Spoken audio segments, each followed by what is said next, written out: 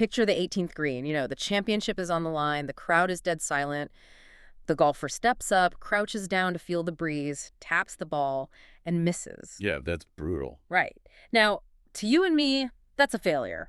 We groan, we mark a bogey on the scorecard, and we just move on. But today, we're completely shattering that mindset. We are diving deep into the performance science of putting and showing you why elite players view that missed putt not as a failure, but as the most valuable piece of intelligence they will collect all day. It really requires a total paradigm shift. I mean, we have to strip away this romantic idea that putting is some mystical art form where you either wake up with the magic touch or you just don't. Yeah, like it's just pure instinct. Exactly. And that kind of thinking actually holds players back. Putting is a highly measurable physical skill. When we apply a structured system to it, specifically focusing on distance or length control, it becomes something that can be trained, diagnosed, and executed with absolute precision. And that's exactly our mission for you today on this deep dive. We're going to bypass the generic golf tips and extract the actionable intelligence from advanced performance science. We really want to show you how elite players are consistently saving strokes, usually at least one full stroke per round. Right. And they're doing it not through luck or magic, but through measurable outcomes, physics, and neurological calibration. So, okay, let's unpack this. Because to actually master distance control, we have to completely change our relationship with something we all instinctively hate doing. We have to change how we view the miss. That's step one. If you want to develop elite distance control, you have to rewire how you process failure. The traditional amateur mindset uses what we call simplistic outcome-based observation. Which basically just means, did the ball go in the hole or didn't it? Precisely. It's binary. Pass or fail. If it goes in, you're happy. If it misses, you're frustrated. But in advanced putting systems, a miss isn't a failure at all. It's high-value telemetry. I love that idea of telemetry. It feels like the difference between getting a simple letter grade on a math test versus getting the real-time sensor data from a Formula One car. That is a great analogy. Right. The amateur looks at the scorecard and says, F, I missed.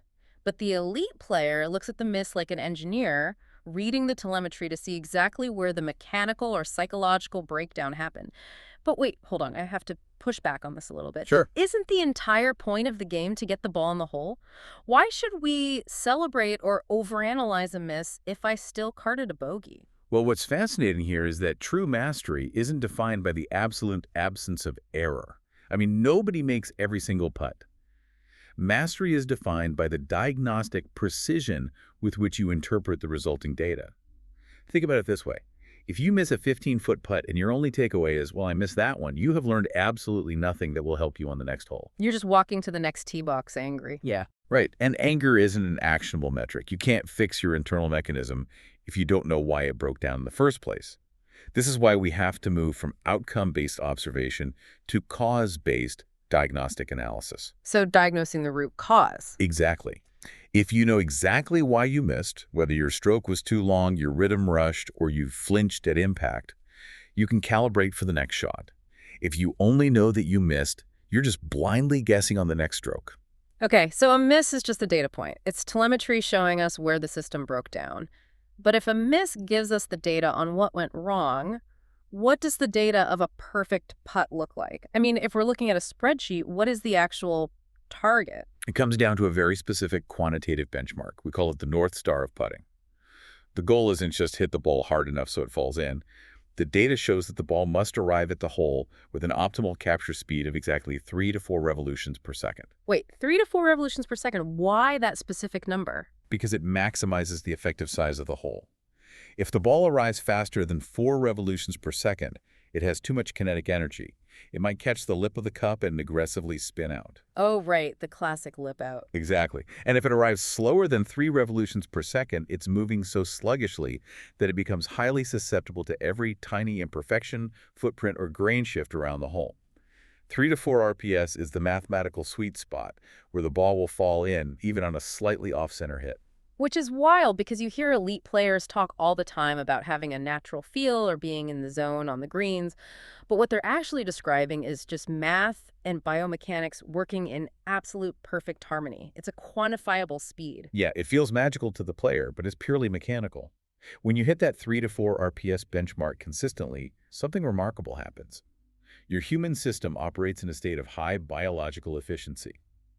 The stroke starts being governed by rhythm rather than conscious interference. Like getting into a flow state. Right. Your brain stops getting in its own way, and the energy you deliver to the ball emerges naturally as a byproduct of that rhythm. That sounds like the holy grail of golf.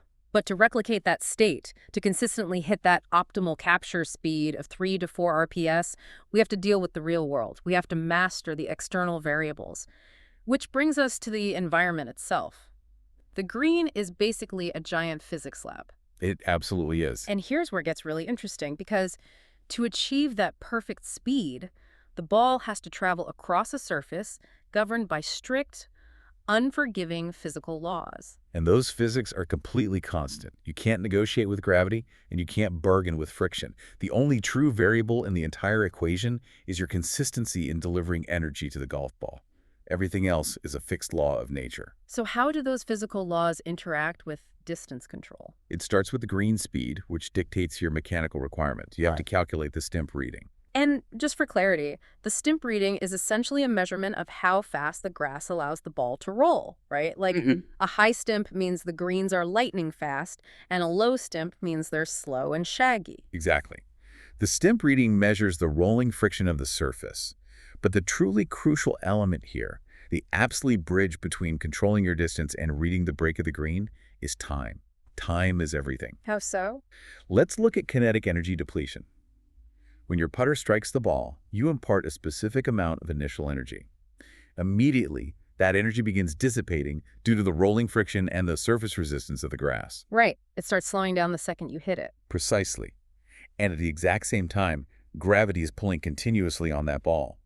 But gravity's effect on the trajectory is entirely time-dependent. Picture this. It's like rolling a coin down into one of those big yellow plastic charity funnels at the mall. Oh, that's a perfect visualization. Right. If you flick the coin really hard, it's moving fast. It has high kinetic energy, so it stays strapped to the top edge of the funnel in a relatively straight line. But as friction inevitably slows it down, the coin spends more time in motion at a lower speed. And because it's moving slower, gravity has more time to pull it hard toward the center. It starts to curve drastically. The slower it goes and the longer it's in motion, the more it breaks. That is exactly what happens. Now, apply that to a sloping golf green. Slopes act as secondary force vectors. If you're putting uphill, the slope accelerates your energy loss, right? The ball slows down faster. Yeah. If you're putting downhill, the slope counteracts the friction, keeping the ball moving longer. But it always comes back to time and the stimp of the green. So on fast greens, high stimp, there is less rolling friction. Correct. Less friction means the ball remains in motion for a longer duration to cover the same distance. Because it's moving for a longer time, it's subjected to gravity for a longer period. The result is greater lateral movement. You get significantly more break. And conversely, on slow greens, the shaggy grass grabs the ball. Kinetic energy dissipates rapidly. The ball spends much less time in motion, and therefore gravity has less time to pull it sideways. It takes a straighter path with less break. So the golden rule confirming all these ball motion models is simply this: the longer the ball rolls, the more it breaks. Which is why distance control is the absolute king of putting.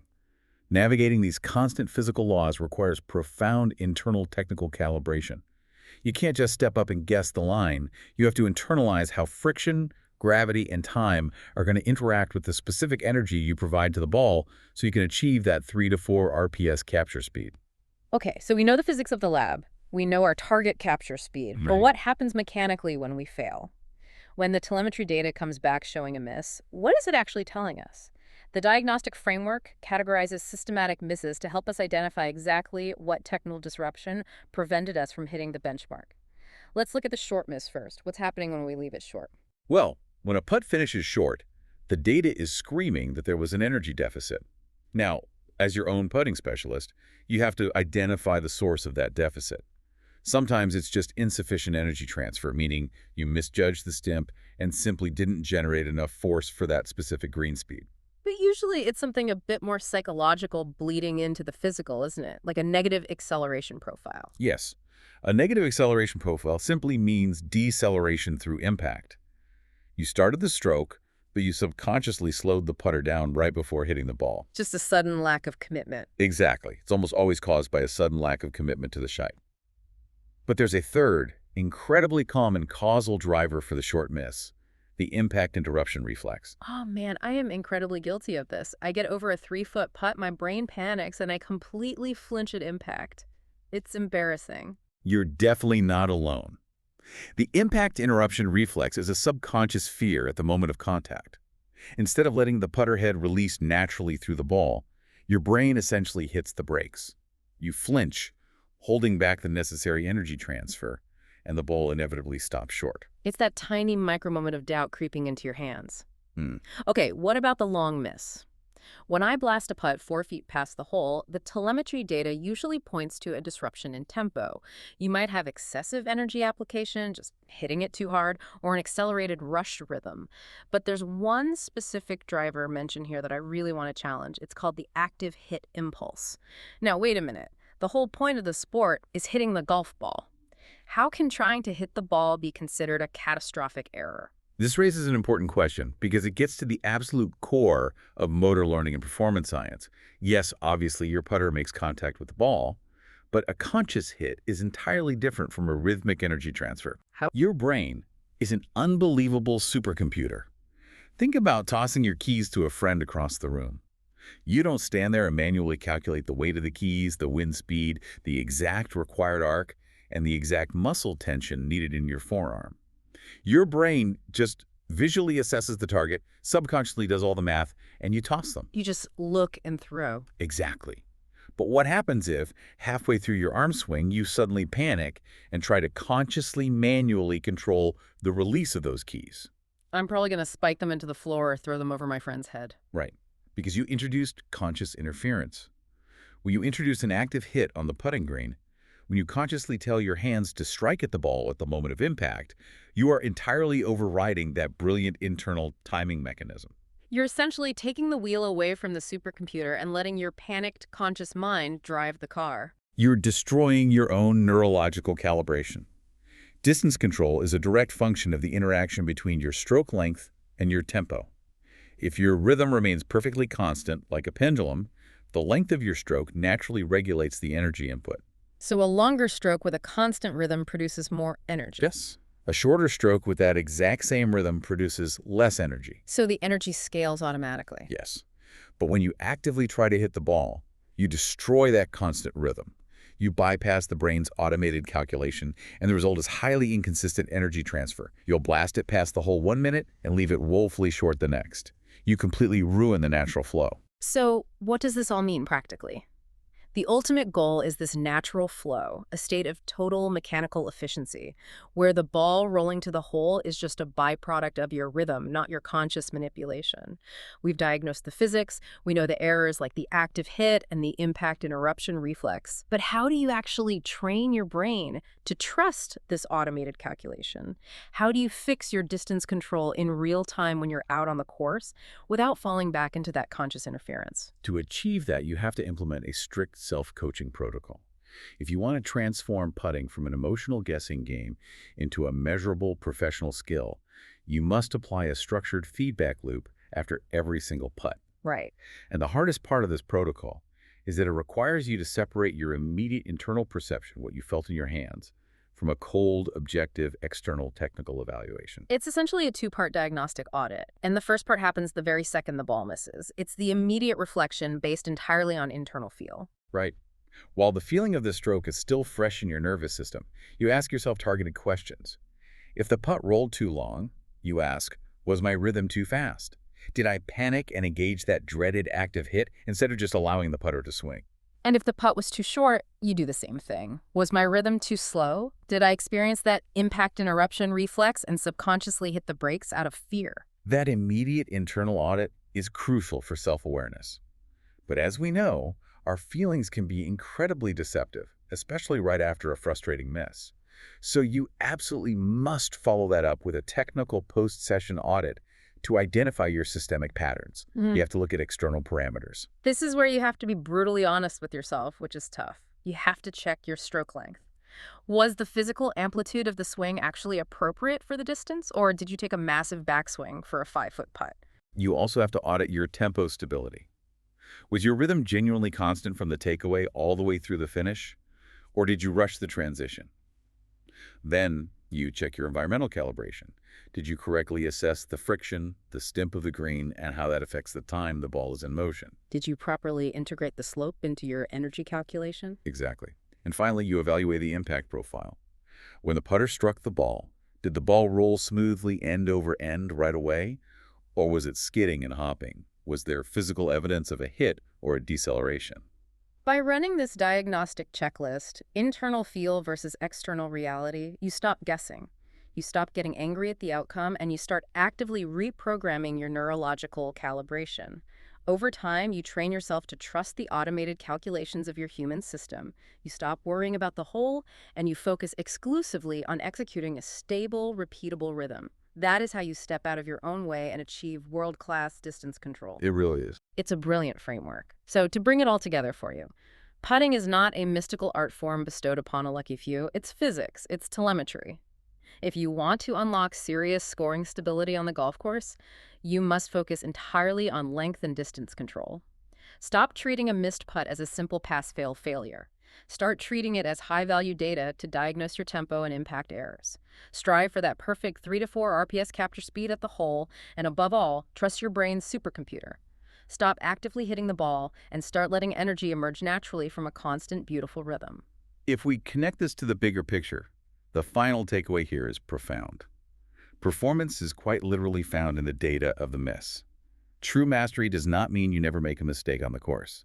Mastery lies in your ability to decode the data of that mistake, understand exactly why it happened without getting emotional, and consistently return your body to a state of natural flow. I love that. And it leaves me with one final thought for you to mull over. We've seen today how conscious interference, like that panicked active hit, completely disrupts the brilliant subconscious math our brains are doing on the putting green. It makes you wonder, where else in your professional or personal life are you oversteering? Where are you forcing an active hit out of panic or a need for control when you should really just be trusting your trained rhythm, taking a breath, and letting the natural flow do the work? Sometimes the absolute hardest thing to do isn't to try harder, but to simply step out of your own way. Thank you so much for joining us on this deep dive. We will catch you next time.